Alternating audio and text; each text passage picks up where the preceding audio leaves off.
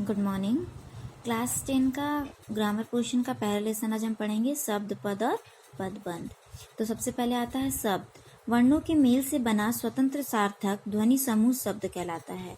वर्णों के मेल से बना हुआ स्वतंत्र सार्थक ध्वनि समूह जिसका कोई अर्थ हो क्या कहलाता है? वह शब्द कहलाता है। शब्द वर्णों के मेल से बनता है। शब्द सार्थक ध्वनि समूह अक्षरों का समूह होता है। आज, पानी, ताकत अक्षर समूह भी हैं और सार्थक शब्द भी हैं क्योंकि इनसे अर्थ की अभिव्यक्ति हो रही है। इसके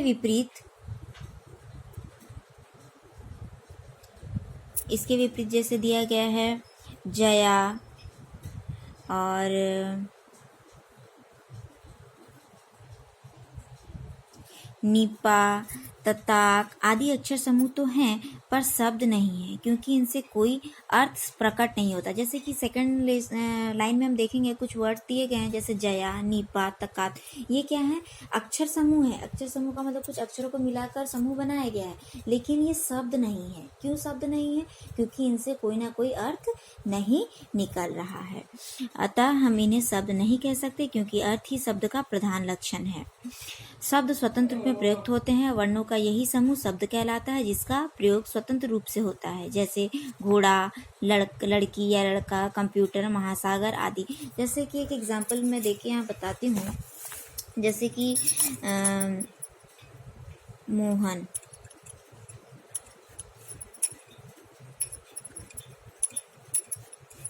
ये जो पहला है ये अक्षरों का समूह है, दूसरा जो है वो भी अक्षरों का समूह है। पहला वाला जो है ये शब्द है लेकिन दूसरा वाला शब्द नहीं है। क्यों नहीं है? क्योंकि इसका एक मीनिंग निकल रहा है, एक अर्थ है, लेकिन इसका कोई अर्थ नहीं है। दोनों अक्षरों के समूह है लेकिन ये शब्द है और ये शब्द नहीं है क्योंकि इसमें कोई अर्थ नहीं निकल रहा। तो शब्द का अर्थ आप समझ गए।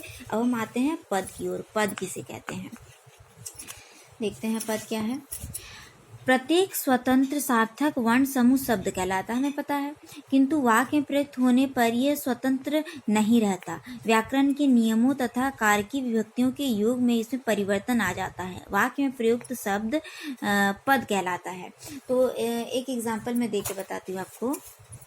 सपोज राम जाता है कि मोहन खाना खाता है। ठीक है, तो पहला वाला जो सेंटेंस है राम जाता है, इसमें 3 शब्द हैं। राम जाता है 3 शब्द हैं। दूसरा है मोहन खाना खाता है, एक और है जिसमें कि 4 शब्द दिए गए हैं। तो पहला जो है राम जाता है, इसमें एक एक ये शब्द हैं। शब्दों के समूह से वाक्य बनता है, सबको पता है। शब्दों के समूह से वाक्य बनता है, सार्थक शब्दों के समूह से वाक्य बनता है।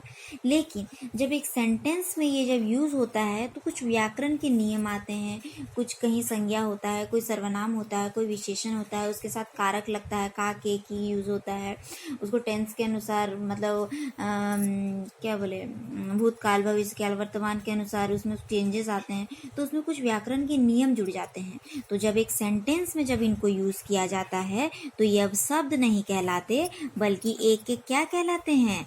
पद कहलाते हैं। तो समझ में आया शब्द और पद में अंतर? जब एक एक वर्ड अलग अलग है तब उसको हम शब्द बोलेंगे, लेकिन जब वो एक वाक्य में यूज हो जा रहा है, एक सेंटेंस के साथ यूज हो रहा है, तो उसमें कुछ व्याकरणिक नियम यूज होते हैं, तो उस समय वो शब्द से चेंज होकर क्या हो जाता है? पद हो जाता है। ये बहुत इंपॉर्टेंट क्वेश्चन है, एग्जाम में श्योर गिरता है। या तो गिरेगा शब्द किसे कहते हैं या तो फिर गिरता है पद किसे कहते हैं। ये मतलब 2 मार्क्स का क्वेश्चन हर बार आता है। शब्द किसे कहते हैं, पद किसे कहते हैं, या फिर आता है शब्द और पद में अंतर किसे कहते हैं। तो शब्द का डेफिनेशन लिखेंगे, पद का डेफिनेशन लिखेंगे और क्लियर करेंगे कि शब्द में क्या होता है। वर्णों के मेल से बना स्वतंत्र सार्थक ध्वनि समूह शब्द कहलाता है और व्याकरणिक नियमों के बंधे वाक्य में प्रयुक्त शब्द पद को हम पद कहते हैं। और अगर ज़्यादा समझाने के लिए कहा जाए तो हम ऐसे उसको समझा सकते हैं। एक सेंटेंस लिख सकते हैं, उस सेंटेंस में राम जाता है और दूसरे सेंटेंस में मोहन खाना, पहले सेंटेंस में राम जाता है और दूसरे सेंटेंस में मोहन खाता है। ऐसे सेंटेंस लिख के हम समझा सकते हैं कि पहला सेंटेंस में राम जाता है, एक एक राम जाता है, सब शब्द है, लेकिन जब उसको वाक्य में यूज किया जा रहा है तो वो पद बन जा रहा है। उसके बाद हम देखेंगे शब्द और पद समझ में आ गया। पदबंध किसे कहते हैं?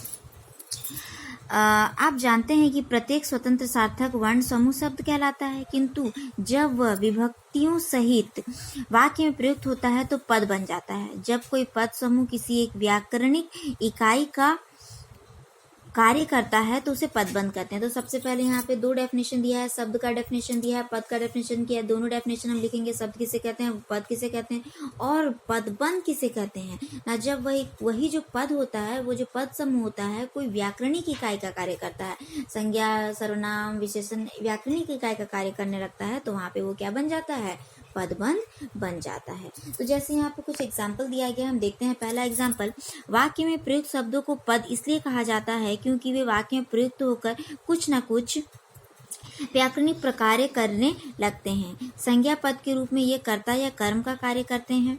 विशेषण पद के रूप में ये संज्ञा या सर्वनाम की विशेषता बताते हैं। जैसे लड़का बांसुरी बजाता है, इस वाक्य में लड़का संज्ञा कर्ता का, बांसुरी संज्ञा कर्म का और बजाता है किसका है, क्रिया का काम कर रहा है। तो इसमें हम ये क्या कर, जो भी पद होते हैं वो यहाँ पे क्या कार्य कर रहे हैं ना, व्याकरणिक इकाई का कार्य कर रहे हैं। उसके बाद इसी जो सेंटेंस दिया गया, इसी सेंटेंस में हम कुछ चेंजेस भी ला सकते हैं। जैसे देखा जाए, अब उपयुक्त वाक्यों को नए ढंग से लिखते हैं। वाक्यों में मोटे छपे शब्दों पर विशेष ध्यान दीजिए। देखिए क्या चेंजेस किया गया ना। पहला था लड़का बांसुरी बजाता है। सेकंड, नया जो सेंटेंस हम बनाए उसमें कर दिए सुंदर लड़का बांसुरी बजाता है। नेक्स्ट में नटखट सुंदर लड़का बांसुरी बजाता है। ईमानदार नटखट सुंदर लड़का बांसुरी बजाता है। मेरे पड़ोस में रहने वाला ईमानदार नटखट सुंदर लड़का बांसुरी बजाता है। तो सब में कर्ता जो है सब में चेंज किया गया है। एक में सुंदर लड़का है, नटखट सुंदर लड़का है, ईमानदार सुंदर लड़का है और मेरे पड़ोस में रहने वाला ईमानदार नटखट सुंदर लड़का है।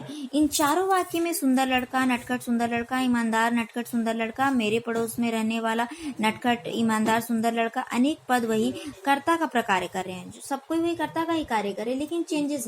कहीं पे सुंदर लड़का है, कहीं पे नटखट सुंदर लड़का है, ईमानदार सुंदर लड़का है। क वाक्य में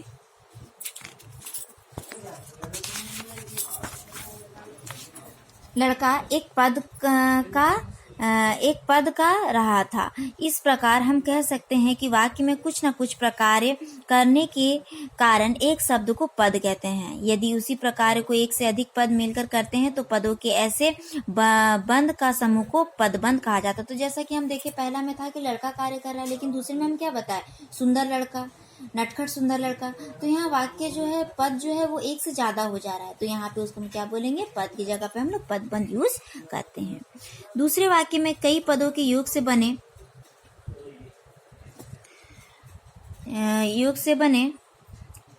हुए ऐसे वाक्यांश जो एक ही पद का काम कर रहे हो उन्हें पदबंध कहते हैं। तो एक ही कार्य कर रहा, लड़का के बारे में बता रहा है, तो यहाँ पे ये क्या कहलाता है, पदबंध कहला जाता है। तो इसका अगर डेफिनेशन देखा जाए, जब एक से अधिक पद मिलकर एक व्याकरणिक इकाई का कार्य करते हैं तब उस बंधी हुई इकाई को हम लोग क्या बोलते हैं ना, पदबंध कहते हैं।